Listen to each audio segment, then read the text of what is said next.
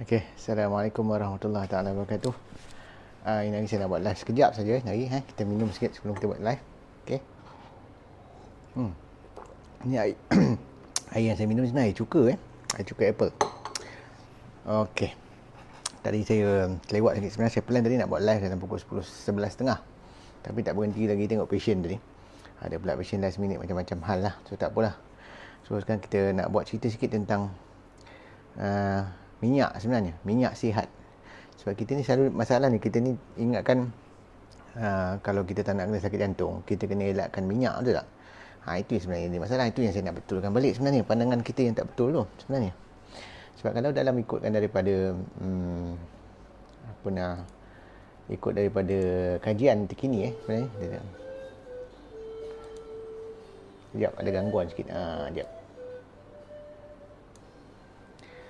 Okey. Kalau ikut kajian terkini sebenarnya, pengambilan minyak sihat ni sebenarnya sangat penting untuk mencegah sakit jantung. Sebab kita kena faham sebenarnya punca sakit jantung bukan disebabkan kolesterol dan juga bukan disebabkan minyak tepu, kan? Itu dua benda yang selalu orang confuse lah. Sebab orang ingat kan minyak tepu, kita ambil banyak, maka dia akan meningkatkan kolesterol. Bila kolesterol tinggi, dia meningkatkan risiko sakit jantung. Itu dua fakta yang kita kena betulkan balik. Sebab utama sebenarnya, kajian sekarang ni dah menunjukkan, sebenarnya kajian tu dah lama sebenarnya. Tahun 99 dah keluar dalam jurnal sebenarnya, punca aterosklerosis atau punca saluran darah tu jadi keras, punca saluran darah ni jadi tersumbat, kan, disebabkan pengumpulan atau pendepositan ataupun kolesterol tu yang menyebabkan dinding saluran darah tu jadi tebal, adalah kerana keradangan, inflammation. Itu yang sebenarnya kena faham.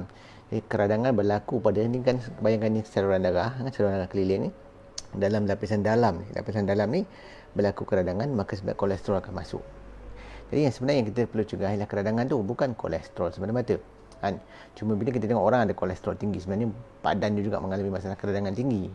Tapi yang kita kena turunkan keradangan, bukan kolesterolnya. Itu yang sebenarnya yang kena faham, kan? Dan minyak tepu bukan punca kolesterol naik pun sebenarnya. Yang lebih penting, kebanyakan minyak tepu ni sebenarnya bersifat anti keradangan. Sebab tu kalau kita tengok sebenarnya sejarah, kalau ikut dari sini sejarah ni, ada gangguan pula lah tadi. Tak apa. So, kalau ikut dari sejarah ni sebenarnya, sebelum tahun 1900 sebenarnya, masalah sakit jantung ni ada penyakit rare. Rare tu maksudnya jarang berlaku. Faham tak? Tak ada sebenarnya. Kalau kita tengok, tak pernah dengar institusi jantung apa-apa sebelum ni, kan, hospital-hospital yang ada unit-unit jantung sebelum tahun 1900 tak ada sebenarnya. Sebab tu kalau ikut sejarah memang tak ada. Dan kalau nak menyalahkan tentang lemak, sebenarnya banyak sebenarnya kaum-kaum kita, kaum orang-orang yang hidup sebelum tahun 1900 lah, dan orang tu masih hidup dengan keadaan yang sama, kan, macam orang-orang di Masai, kan. Dapati mereka ni orang memang makan benda-benda yang lemak tepu sampai 60% daripada makan. So dia makan lembu, makan lemak lembu, makan daging lembu, kan. Itu di Masai, Afrika. Kaum Tendil di Afrika pun sama. Dan juga seperti orang Inuit. Orang Inuit ni orang Eskimo, kita panggil orang Eskimo, sebenarnya orang Inuit, itu orang asli yang duduk di kutub utara, kan, yang di Alaska, di Kanada dan sebagainya itu, yang mana mereka ni memang duduk di tempat yang salji yang banyak, ialah kat kutub, kan, yang mana tak ada tumbuh-tumbuhan, tapi makanan mereka yang utama adalah minyak, terutama minyak daripada ikan paus, daripada anjing laut. Itu benda-benda yang dia orang makan, tapi dia orang tak kena pun sakit jantung. Jadi nak menyalahkan kata lemak tepu daripada haiwan menyebabkan sakit jantung, tak betul sebenarnya. Sebab dah sejarah telah membuktikan. Cuma selepas tahun 50-an sebenarnya ada satu kajian yang dibuat oleh seorang profesor daripada Harvard, kan, nama dia Profesor Ansel Keys, yang mana profesor ni sebenarnya telah buat kajian yang teori yang mengatakan bahawa lemak tepu adalah punca sakit jantung. Dia yang buat teori ni, dan dia nak membuktikannya. Dia buat kajian, dia kata the 7 country studies, 7 negara. Daripada 7 negara ni lah dia jadikan selalu seolah-olah menunjukkan betul negara-negara 7 negara ni banyak makan lemak, sebab itulah dia orang ni sebabkan sakit jantung. Padahal sebenarnya faktanya, bila dia orang dapat balik data yang sebenar daripada kajian dia sebenarnya melibatkan 22 negara, bukan 7. So dia tipu sebenarnya. Dia tunjuk 7 saja. Yang sebenarnya ada lagi 15 yang dia sorokkan. Yang mana dalam 15 negara tadi sebenarnya tidak ada kaitan menunjukkan sebenarnya pengambilan lemak-lemak tepu ni menyebabkan sakit jantung. Tapi masalahnya Ansel Keys ni sangat popular, kan. Dia ada seorang yang dijadikan rujukan untuk membuat polisi pemakanan. Walaupun sebenarnya kalau dikaji balik, PhD ni dalam oceanografi, kajian tentang laut. Itu yang kita nak fahamkan balik sebenarnya. Orang yang sebenarnya tak ada kepakaran bahagian nutrition, tiba-tiba bagi pendapat tentang nutrition, akhirnya merosakkan satu dunia. Jadi pendapat yang beliau lah sebenarnya merosakkan sebenarnya. Dan hasil daripada kajian 7 countries tadi tu banyak lah sebenarnya. Lepas tu ada McGovern Committee dan sebagainya, telah mencadangkan bahawa pengurangan lemak adalah cara terbaik untuk menjaga sakit jantung, dan mengawal kolesterol makanan menyebabkan adalah cara keadaan yang baik untuk mengurangkan sakit jantung. Sebenarnya itu yang tak betul, kan? Ni ada soalan apa? Dr. Norman, doktor lain bila pergi check up larang makanan berlemak antara nasi lemak. Itulah masalah sebenarnya. Sebenarnya kalau kita kena faham, ini asas. Kalau dalam ceramah saya cakap, kenapa doktor lain cakap lain daripada apa yang saya cakap? Sebabnya saya belajar. Itu je. Beza antara orang belajar dengan tak belajar memang lain lah. Saya cuma belajar. Apa yang saya sampaikan sebenarnya ilmu yang saya belajar selepas saya jadi doktor. Maksudnya apa yang saya faham dulu sebelum masa saya belajar untuk jadi doktor, masa saya undergraduate dulu, tak ada diajar benda-benda ni. Sebagai seorang doktor, saya sentiasa updatekan knowledge saya. Saya belajar lagi. Saya dah jadi doktor 23 tahun. Dan saya dah belajar secara khusus bidang nutritional medicine ni sebenarnya dah lebih 15 tahun. Dekat 17-18 tahun dah sebenarnya saya belajar. Dan saya dah buat 2 master sebagainya. Jadi saya faham sebenarnya kesilapan. Sebab saya pernah melalui zaman yang mana saya tak faham dulu. Saya pun juga cakap benda yang sama. Dulu pun saya cakap jangan makan nasi lemak. Dulu pun saya cakap jangan makan kolesterol. Jangan makan. Sebab dulu saya pun tak faham. Itu cerita dia. So sebab tu yang saya buat ni. Saya buat live ni pun tujuannya yang sama. So siapa-siapa yang kat situ tolong share lah live ni. Dan juga kalau ada siapa-siapa nak tanya soalan boleh tanya. Sebab saya nak buat sekejap ni. Saya nak buat dalam paling lama pun kita buat dalam 15 minit. Sebab saya kat klinik ni kalau ada pasien datang saya terpaksa berhenti sekejap kan. Itu je. So siapa nak tanya sekarang. InsyaAllah kalau apa-apa saya boleh jawab. Tapi tentang tajuk kita je lah. Sebab saya nak membetulkan. Sebab saya rasa sedih. Sebab kita tengok banyak sangat isu. Orang ni bila kita cakap, sebenarnya saya merawat pesakit saya diabetik dekat klinik. Bila saya bagi macam nasihat untuk mereka, diorang ni makan lemak dan kurangkan karbohidrat, kurangkan nasi, kurangkan roti, kurangkan mi dan sebagainya. Dan suruh ganti dengan lemak. Dia orang semua macam, alamak betul ke doktor kan nanti makan lemak sakit jantung? Itu yang saya nak bagi tahu sebenarnya. Itu tak betul. Sebenarnya itu yang tak betul. Itu yang jadi halangan kepada kita untuk membetulkan sebenarnya masalah diabetik kat Malaysia ni. Itu yang jadi masalah. Sebab kita sebenarnya kita nak betulkan balik dengan cara kajian menunjukkan sebenarnya orang diabetes sebenarnya, dia orang ni kalau nak kurang dan kawal diabetik dengan lebih baik, dia orang perlu ambil banyak lemak sihat. Itu yang nak kena faham balik tu. Jadi nak suruh dia orang ambil pula, dia orang takut akan sakit jantung. Ni nak betulkan balik kan. Sebenarnya dia orang perlu ambil lemak sihat, dia kena kurangkan karbohidrat, baru dia boleh kawal diabetik dengan lebih baik. Sebab tu fakta yang mengatakan lemak sihat sebagai punca sakit jantung, itu yang tak betul. Itu yang nak dibetulkan balik sekarang ni hari. Kita kena kata orang relearn benda yang baru dengan unlearn benda yang lama. Tu keadaan kan. Soalan lagi. Apa tu? Nak tanya lagi doktor, kalau kolesterol tinggi, kolesterol jahat pun tinggi, nak buat macam mana? Okey. First and foremost sebenarnya, fakta yang satu kita kena betulkan, kolesterol bukan punca sakit jantung. Kan? Jadi sama ada kolesterol tu atau rendah atau tinggi, dia sebenarnya tak ada apa beza pun pada risiko sakit jantung. Kan? Ikut kajian pada tahun 2009 yang dikeluarkan tahun 2009, kajian tu menunjukkan 75% orang yang kena serangan jantung kolesterol dia rendah. Faham tak? Saya pun ada ramai kawan-kawan saya doktor sendiri, masa kena serangan jantung ada yang kolesterol 4.4, 4.8, semua rendah. Tapi kena juga sakit jantung. Jadi masalah maksud dia kan, you ni kolesterol rendah pun you kena, kolesterol tinggi pun you kena. Sebab isu dia bukan kolesterol. Isu dia ialah inflammation, keradangan. Keradangan dia masalah. Sebab kalau kolesterol you rendah, keradangan you tinggi, itu risiko sakit jantung. Tapi kalau kolesterol you tinggi, tapi keradangan you rendah, itu tak ada risiko. Itu yang berlaku pada penduduk dan masyarakat di pulau. Ada 2 pulau di Pasifik. Nama pulau tu ialah Pulau Puka-Puka and Tokelau Island. 2 pulau ni sebenarnya, kadar sakit jantung dia kosong. Tak ada orang kena sakit jantung. Padahal dia orang ni makan kelapa sampai 64% daripada hidangan dia. Maksud dia ni kan memang makan banyak kelapa. Bukan hanya banyak kelapa, tapi yang lain lagi satu masalah ialah diorang juga mempunyai kolesterol 6.5. Maksud dia tinggi. Kolesterol dia tinggi tapi tak ada sakit jantung kat pulau tu. Nampak tak? Itu menunjukkan sebenarnya kolesterol tinggi bukan punca sakit jantung juga. So yang kita kena betulkan sebenarnya fakta, kita betulkan keradangan dalam sistem kita. Dan keradangan ni boleh kita detect. Kita boleh check dia dengan cara buat ujian yang panggil HSCRP. Ni lagi saya tunjukkan. Nampak tak ini? Ni adalah buku yang kita buat test di klinik. Nampak tak dia ada tulisan tu? Kita nampak dan kita balik kan. Nampak tak? Yang ini. Ini. Nampak tak? Itulah dia. Ujian yang panggil coronary risk marker. Coronary risk marker tu dia boleh check HSCRP mana kadar keradangan dalam badan kita. Itu yang sebenarnya kita nak tahu. Kalau keradangan you tinggi, kolesterol you tinggi, itu memang tunggu masa lah kan. Tapi kalau keradangan you tinggi, kolesterol you rendah pun tunggu masa juga. Tapi kalau kolesterol you tinggi, keradangan tu yang rendah. Itu yang kita nak. Sebab keradangan tu jadi masalah. Dan nak reverse keradangan, antara cara yang terbaik of course salah satu ialah makan buah, makan sayur. Tapi yang paling powerful untuk mengurangkan keradangan ialah makan lemak sihat. Assalamualaikum. Sekejap. Itu yang nak kena faham. Ada orang kacau kat pintu lah. Okey. Sekejap. Tadi orang tanya saya apa contoh lemak sihat. Lemak sihat yang paling senang sebenarnya ialah minyak kelapa, minyak santan. Kenapa minyak santan? Minyak kelapa dan santan adalah lemak sihat. Sebenarnya adalah kerana kandungan kelapa dan santan tu yang ada MCT, medium chain triglyceride, yang mana kedua bahan tu ialah bahan yang bersifat anti keradangan. Kalau minyak kelapa darah, secara khususnya minyak kelapa darah ada bahan antioksidan. Itu yang lagi penting kan. Kalau nak minum lagi minyak yang bagus ialah minyak zaitun. Macam tadi minyak zaitun kan, minyak zaitun dengan jus delima. Boleh, tak ada masalah nak makan minyak zaitun dengan jus delima ke, tapi sebenarnya yang sedap minyak zaitun ni kita makan dengan makanan.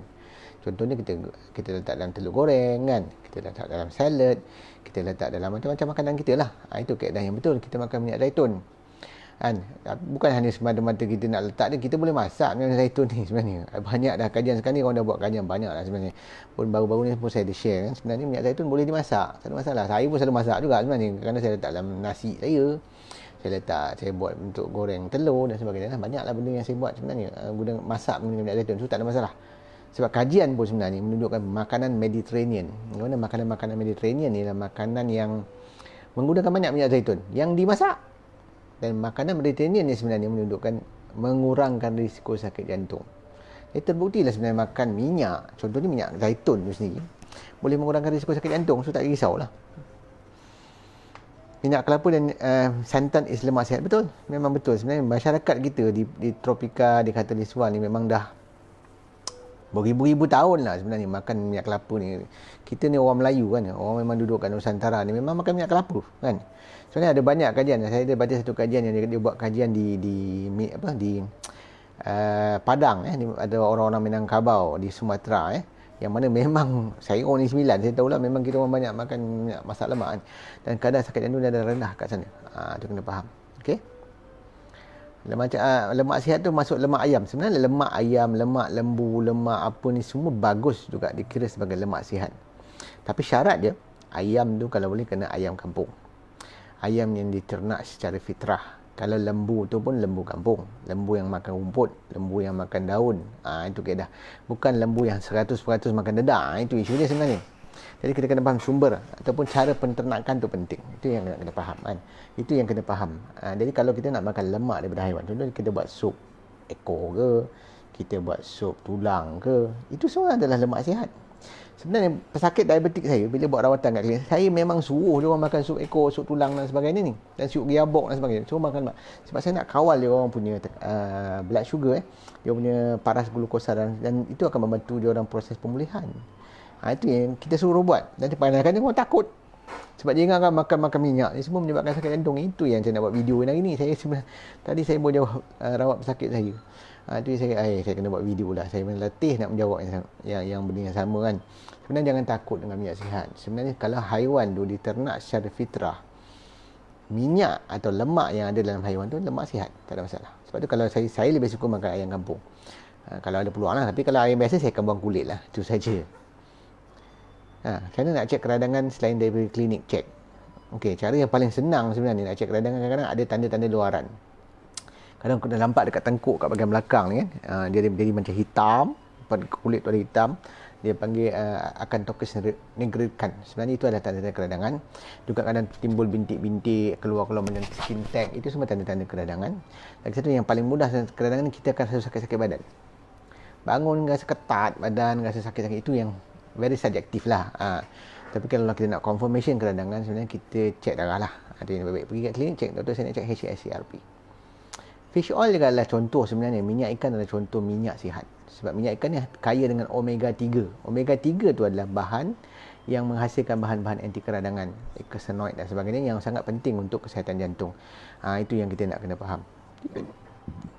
Sup kaki ayam okey, tak ada masalah. As long as kalau boleh lah, ayam tu kalau boleh kita beli ayam kampung lah kan. Itu dia. Kalau nak makan itik pun okey, tak ada masalah. Itik pun tak ada masalah. Itik pun kira sebagai haiwan sihat. Sebab saya tengok itik kat Malaysia ni diternak secara fitrah juga kan. Dia lepas bebas dalam kolam semua macam ni. Okey.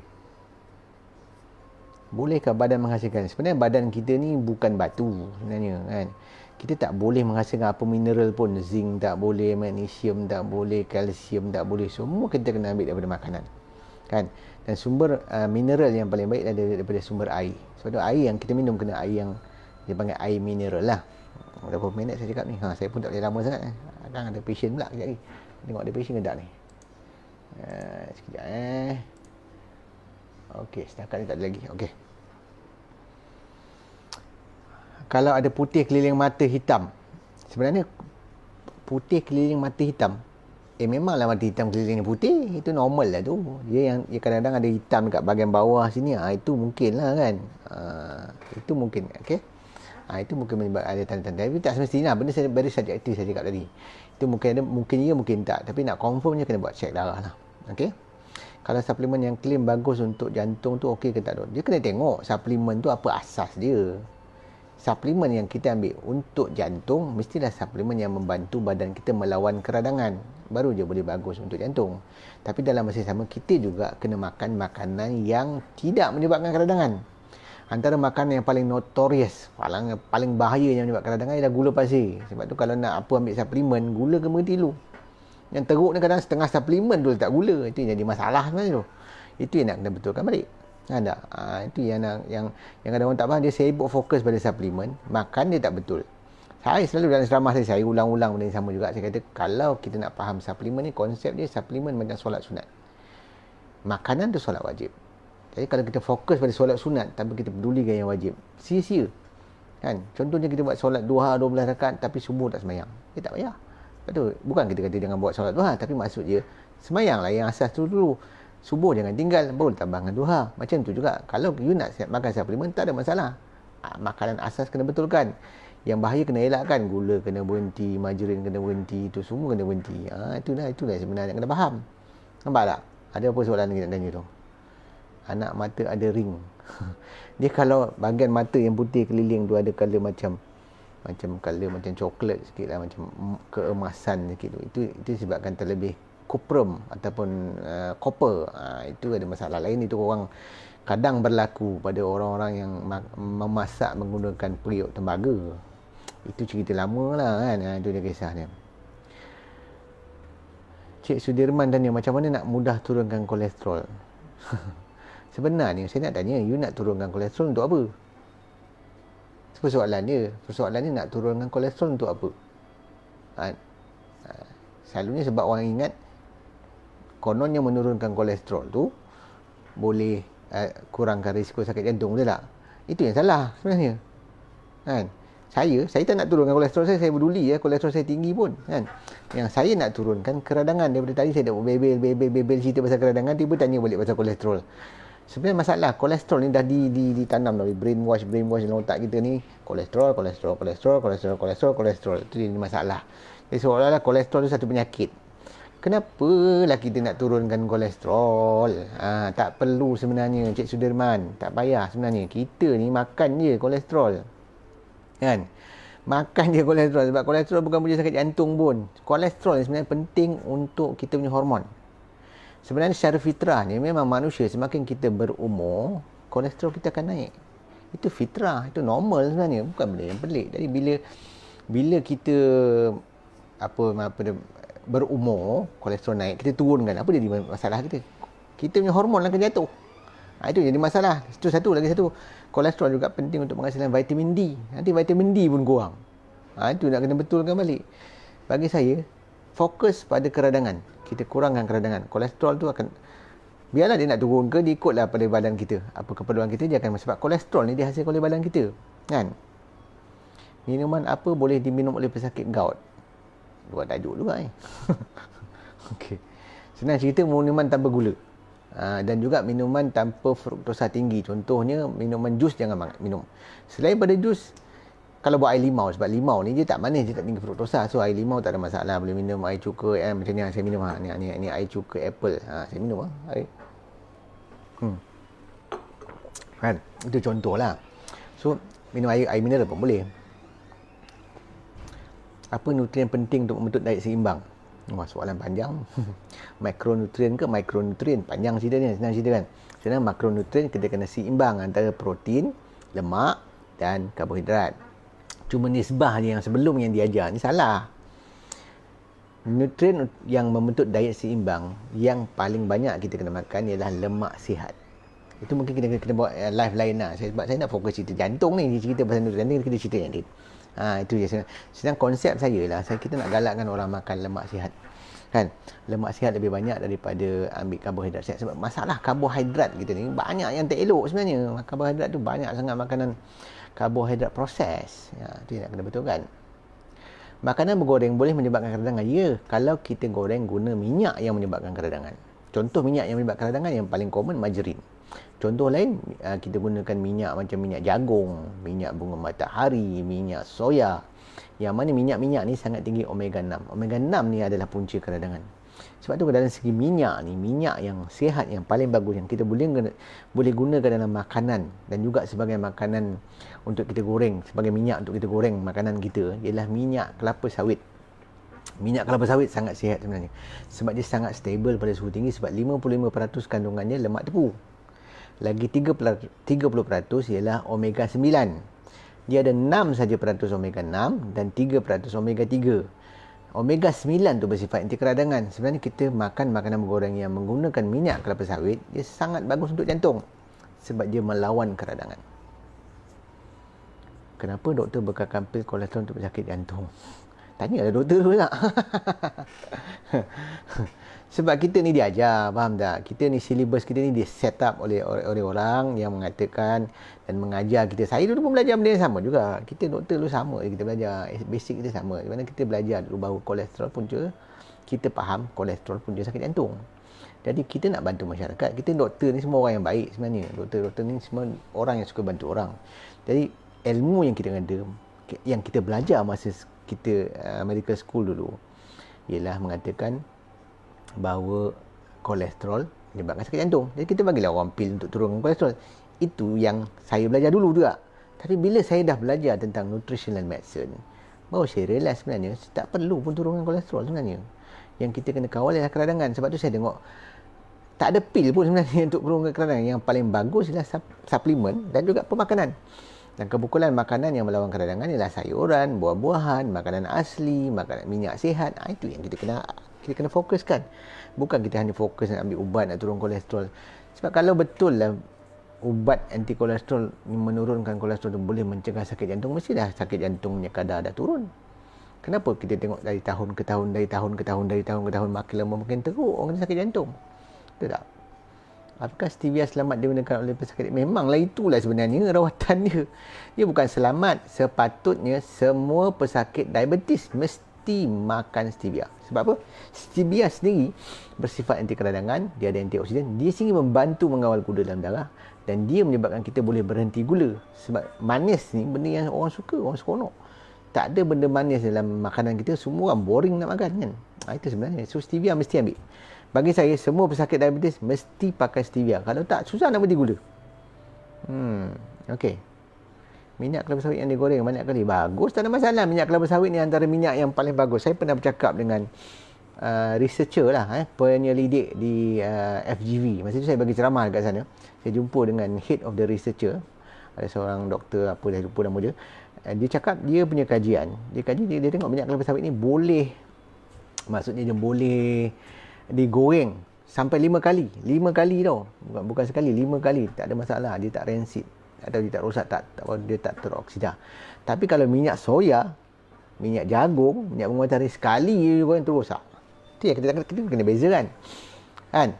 Itu kaedah yang betul. So tak ada masalah sebenarnya. Banyak kali pun tak ada masalah. Nak goreng beberapa kali pun tak apa. Tapi bagi saya, kita pun 3 kali dah lah. Cukup lah kan. Lepas biasa dah menjelang 3 kali tu dah habis dah minyak tu pun. Okey, saya pergi check up. Kalau kolesterol saya tak turun juga, doktor akan bagi ubat. Macam mana doktor? Sebenarnya doktor tu bagi ubat atas dia punya pengetahuan bahawa kolesterol tu pada pendapat dia berbahaya. Tapi kalau you dah ada pengetahuan yang lebih bagus, yang you tahu sebenarnya you tak perlu pun ambil ubat anti kolesterol, dan tak payahlah. Bukannya doktor tu pergi sumbat ubat dalam mulut you kan. So fikir sendirilah, badan ni badan kita. Badan ni amanah Allah pada kita. Sebab tu kita kena belajar ilmu. Sebab tu saya menyampaikan ilmu. Sebab saya rasa ilmu ni saya tak boleh simpan. Saya kena sampaikan kepada orang. Sebab tu saya buat live ni semua kan. Dah kalau BP normal nak buat apa, ambil ubat darah tinggi. Kalau jantung lemah, kita kuatkan jantung tu. Macam mana nak kuatkan jantung? Banyak cara. Antara pemakanan yang betul. Makanan kita kena cukup kolesterolnya, cukup lemaknya, cukup proteinnya, dan juga kita kena exercise. Exercise akan menguatkan jantung. Sebenarnya ada exercise khusus sebenarnya untuk menguatkan jantung ni. Dia panggil HIIT, High Intensity Interval Training. Mungkin satu hari ni kita boleh buat live cerita pasal macam mana exercise pula. Okey? Macam mana nak tahu stevia bukan tiruan? Sebenarnya itu tugas Kementerian Kesihatan. Sebenarnya Kementerian Kesihatan dah buat pun sebenarnya random check. Dia orang dah check semua stevia yang di pasaran. Setakat yang dia orang tahu, setakat inilah, dia orang ada check 15 random stevia sampel di pasaran. Daripada 15 didapati 14 stevia yang ada kat pasaran tu genuine, stevia tu betul. Tapi kalau kita nak pasti, tanya orang yang jual stevia tu, mana sertifikat dia. Sepatutnya semua orang yang jual stevia dia ada sertifikat masing-masing. Tanyalah. Itu je cara yang betul kan. Yang kita duk main tuduh-tuduh ni pasal apa? Kan? Sebab yang stevia yang tiruan tu satu je pun dalam pasaran dan dah ditarik balik oleh KKM. So tak ada masalah lah. Itu stevia, setahu saya semua stevia yang ada di pasaran adalah stevia yang betul. Okey? Adakah minyak bunga matahari, bunga kanola tidak baik untuk dimasak? Memang tak baik pun sebenarnya. Sebab tu saya duk bagi cerita tadi. Sebab apa je tak baik? Bukan sebab isu kolesterol. Sebenarnya ada kajian menunjukkan bila you makan minyak bunga matahari, bila you makan minyak jagung, minyak soya, kolesterol you turun. Tapi problemnya keradangan you naik. Nampak tak? Itu yang jadi masalah. Kan? Minyak canola ni problem dia memang tinggi omega 3. Tapi masalah dia pula, dia ni bukan minyak yang original. Dia bukan daripada buah, daripada biji canola. Yang ni proses tu menggunakan banyak bahan kimia. So dia ada banyak toksin lah dalam tu, senang cakap. Saya tak suka minyak canola. Bagi saya minyak yang paling bagus adalah minyak kelapa sawit. Kan senang, murah, mudah, boleh dapat kat mana-mana. Guna minyak kelapa sawit lah. Tak payahlah canola ni. Kalau you nak minyak omega 3, makan minyak ikan, senang. Lagi selamat. Okey? Selalu sakit belakang, apa tanda itu, kena pergi jumpa doktor lah. Sebab macam mana lah saya nak cakap macam tu. Tanda apa kan, kena check lah. Mungkin masalah otot boleh. Tapi yang pasti ni, sakit belakang ni bukan sakit buah pinggang. Sebab buah pinggang ni tak boleh rasa. Kalau orang boleh rasa sakit dia, buah pinggang dia sakit, senanglah semua orang pergi hospital. Masalah ni tak, selalunya buah pinggang dah lewat baru kita tahu. So kalau sakit belakang selalu ni sebab faktor otot, faktor tulang, faktor mungkin keradangan tinggi juga. Lepas tu kena check lah. Okay? Kalau jantung dah damage, adakah dia boleh cure balik? Arteri sumbat akan tumbuh saluran lain. Sebenarnya selagi jantung tu berdegup, dia boleh dipulihkan, insyaAllah. Itu kita kena usahakan lah. Adalah kaedah-kaedah pemakanan dia, suplemen dia, benda itu kena jumpa doktor lah. Tapi sebenarnya kalau ikut kajian, sebenarnya proses aterosklerosis, penyumbatan saluran darah jantung tu kita boleh reverse dengan pemakanan. Itu yang saya duk ajar-ajar tu, itulah tujuannya sebenarnya kan. Kalau tak ambil gula tapi tak ambil stevia, okey je. Kalau boleh, tak ada masalah sebenarnya. Itu dulu masa saya mula-mula, saya dah 12 tahun berhenti gula. Masa awal-awal 12 tahun dulu, mana ada stevia masa tu? Saya makan kosong je lah. Boleh je, tak ada masalah. Cuma kita ni seronok tu hilang sikit lah. Sebab manis ni benda yang menyeronokkan, benda yang menyebabkan kita happy. Makan je lah. Kalau ada stevia, makanlah stevia. Tujuan tu happy. Jadi tak nak pulang lah kan. Itu tak ada masalah sebenarnya. Saya hari-hari minum susu omega. Okey ke? Sebab tu tanya you balik lah, okey ke? Sebab susu ni sebenarnya, kalau ikut kan, banyaklah kontroversi. Mungkin satu hari kita boleh cerita balik cerita pasal susu. Sebenarnya susu ni, banyak susu yang di pasaran, terutama susu daripada susu lembu ni, sebenarnya tidak 100% susu. Dia ada creamer dalam tu. Even susu omega tu sebenarnya, kalau betul susu yang tinggi omega 3 sebenarnya adalah susu daripada haiwan, contohnya kambing atau lembu yang diternak secara fitrah ataupun dipanggil grass fed cow. Maksudnya sini lembu kampung lah. Kat Malaysia ni lembu kampung, tapi kat Malaysia mana ada industri susu lembu kampung? Yang itu jadi masalah. Tengah live ni sekejap. Okey. Kejap, ada gangguan sekejap. So dari segi itu sebenarnya itu je masalah. Sebab tu kalau saya nak minum susu, saya lebih suka minum susu kambing. Sebab saya tengok industri susu kambing ni belum terlalu besar dan tak ada adulterated sangatlah. Itu sebenarnya secara mudahnya. Walaupun susu kambing ni dari segi konten, boleh baca artikel saya dalam saya punya page kan. Saya cerita pasal kelebihan susu kambing. Susu kambing lebih dekat dari segi konten ni dengan susu manusia. So baguslah. Okey. Apa tanda-tanda sakit jantung sebenarnya? Nak tunggu sakit jantung baru nak buat apa-apa tu terlambat lah sebenarnya. Jangan nak tunggu ada tanda. Of course tanda paling senang sakit dada lah, tak? Itu paling senang. Tapi kadang-kadang orang jangan tunggu sakit dada, kadang tiba dia kena sakit jantung. Tapi sebenarnya itu yang orang kena buat test, kena buat ECG, kena buat stress test. Tapi guys, semua tu ialah untuk detect sama dia sakit jantung. Tapi yang lebih penting saya nak ajar orang. Itu semua boleh pergi klinik, hospital, buat medical check up. Itu semua orang boleh buat. Tapi yang saya nak ajar, saya nak fokus macam mana nak cegah in the first place dengan pemakanan. Saya lihat pesakit. Dah 12.30, 5 minit lagi saya akan berhenti. Okey, sekejap saja lagi saya akan berhenti. Saya lihat pesakit yang makan ubat cair darah, kolesterol, kulit tapak kakinya akan kecut. Mereka apa punca? Saya pun tak faham maksud dia. Kulit tapak kaki. Tak faham dah soalan dia apa. Tapi ubat cair darah ni sebenarnya masalah utama. Kebanyakan ubat cair darah ialah aspirin, ubat macam teklopidin. Ubat-ubat ni ada side effect. Side effect yang jadi masalah ialah dia boleh menyebabkan gastrik. Bila gastrik yang teruk, kadang-kadang boleh menjadi sampai luka dalam perut, menyebabkan pendarahan dalam perut. Dia emergency pula. Itu yang jadi masalah. Sebab saya masa kerja kecemasan di Hospital Melaka dulu, banyak kes saya jumpa dia panggil upper GI bleed lah, disebabkan pengambilan atau kesan sampingan daripada pengambilan ubat cair darah. Itu kaedah yang saya lebih suka kalau orang nak make sure darah dia tidak beku dan tidak mudah ada masalah. Panggil sebenarnya nak cairkan darah tu lah, suplemen omega 3 minyak ikan itu lebih baik, lebih mudah. Okey, macam hazama pula aku hazama. Okey, pelik tu. Susu awal lembu. Okeylah, susu awal lembu ke apa semua kan. Sebenarnya konsep dia lah, dia kononnya susu awal lembu ni lebih tinggi protein, lebih tinggi dengan apa nama tu antibody, of course. Kalau yang ambil yang fresh okey sebenarnya. Masalah ni sekarang benda tu commercialize. Mungkin okey, mungkin tak. Saya pun tak pasti. Okey. Klinik saya kat mana? Ni. Klinik saya ni. Saya dalam klinik saya ni kat Batu Berendam Melaka. Air ketum bagus ke amal hari-hari? Ini nak suruh saya tangkap polis ke cakap air ketum. Sebenarnya air ketum ni adalah salah satu jenis herba yang quite common dan banyak di pasaran lah. Tapi kajian dia masih dalam kajian lah. Tapi bagi saya bagus, tak ada masalah. Tapi jangan melampau, sebab isu ni kalau melampau sangat makan itu boleh mabuk. Okey. Saya ada darah tinggi, ada itu penyebab jantung bengkak. Yes, memang. Bila orang ada darah tinggi, dia akan ada masalah, dia panggil congestive cardiac failure, CCF. Yang disebabkan tekanan darah yang tinggi tu, sebab jantung tu tak pasal kerja kuat. Nak tekan dia punya pressure tu tinggi. Jadi bila macam orang angkat besi hari-hari, lama otot dia besar. Jantung kalau hari-hari duk tekan nak melawan tekanan darah tinggi, akhirnya jantung dia besar. Itu dipanggil cardiomegaly. Bila x-ray nampak jantung tu besar, itu memang ada masalah. Sebab tu kita kena kawal tekanan darah tinggi. Tapi kaedah yang betul mengawal tekanan darah tinggi ialah kita berhenti makan gula. Dan mengawal, adalah panjang cerita ni, nanti kita akan cerita macam mana kaitan gula dan darah tinggi, insyaAllah. Kan? Susu Elin bagus tak?